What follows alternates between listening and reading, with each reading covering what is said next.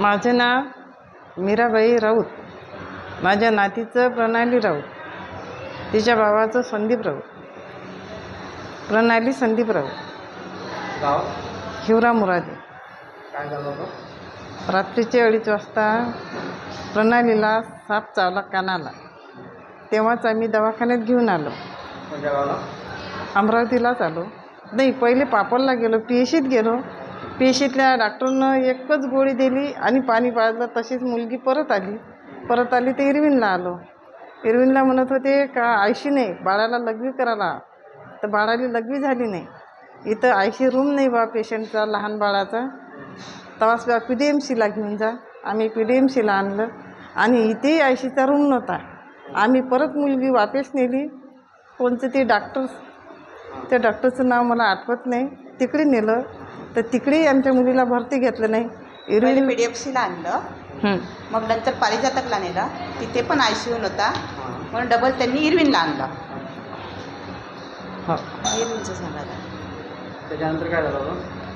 मग पुन्हा इरविनला इथं घेतलं नाही भरती. तिथं पारदे डॉक्टर तिथेही घेतले नाही. नागपूरला रेफर केलं त्यांनी. पण मुलीची कंडिशन सिरियस होती. त्यामुळे यांची इच्छा होती की बा मुलगी नागपूरपर्यंत पोचणार नाही.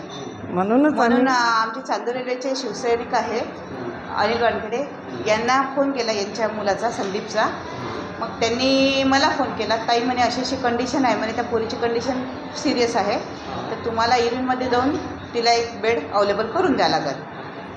मग मी सकाळी 6 वाजता तिथल्या इंचार्जला फोन केला. म्हटलं मला एक ICUचा बेड पाहिजे. तर ते म्हणे ताई म्हणे बेड नाही आहे म्हणे.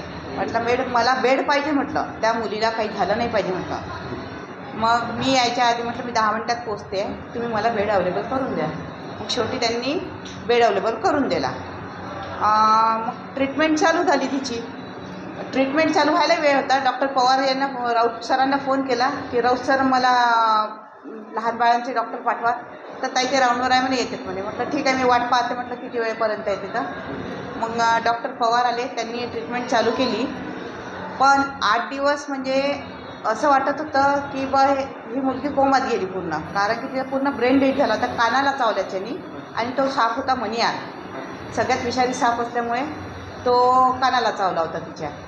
मग तिथून मग आम्ही CSला फोन केला. म्हटलं डॉक्टर साहेब, म्हटलं कंडिशन बेकार आहे, तुम्हाला अजून बाकीचे मोठे डॉक्टर्स बोलवायचे आहे.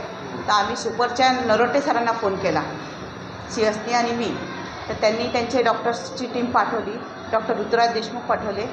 हे सगळे पाठवून त्यांनी ट्रीटमेंट चालू केली. पण त्यांनी पण एक शाश्वती दिली नाही की मुलगी बा कंडिशन्स एकदम सिरियस आहे, ती वाचण्याची शक्यता काहीच नाही आहे. पण आम्ही देवाला प्रयत्न केले की नाही बा देवही गेले, असं नाही की नुसतं डॉक्टरच्याच भरोशा राहिलो. आम्ही देव केले. माझ्याजवळ 2 महाराजही आहे. एक बेलोरे आपला वडोऱ्याचे डॉक्टर आहे आणि एक अंजनगाव. दोन्ही महाराजला म्हटलं की काही करा पण या पोरींना वाचवायचं आहे. तर त्यांनी पण त्यांची हे केली. डॉक्टरची टीम डॉक्टरचं काम केलं, आम्ही त्यांना महाराजचं काम केलं.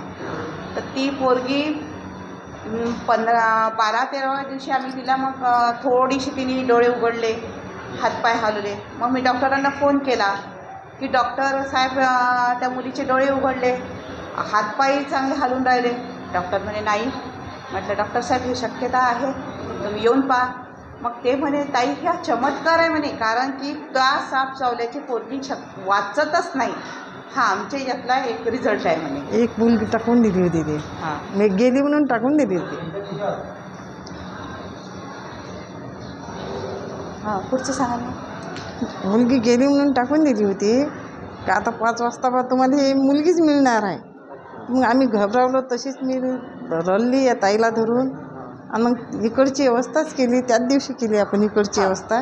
मग त्याच दिवशी आम्ही इकडे आणलं मुलीला. यांना समजून सांगितलं, म्हटलं आपण PDMCला नेऊ. तुम्ही शिवसेना वैद्यकीय मदत कक्ष म्हणून आरोग्य दूत आहे. हो. तुम्ही सरकारचे काय मागण्या करू शकता? मी सरकारला हेच म्हणेन की आमच्या अमरावतीतले हॉस्पिटल, जे गव्हर्नमेंट हॉस्पिटल आहे, तिथे लहान मुलांच्या सोय होत नाही. जेणेकरून त्यांना सिरियस पेशंट असल्यावरच नागपूरला हलवा लागते आणि तिच्यात खूप पचू दगावतात. त्यामुळे सरकारला एकच म्हणणं आहे, शिंदे साहेबांना एकच म्हणणं आहे की आमच्या इथे लहान पोरांचा ICU बेड लवकरात लवकर झाले पाहिजे. तर त्यामुळे वाचतील पेशंट.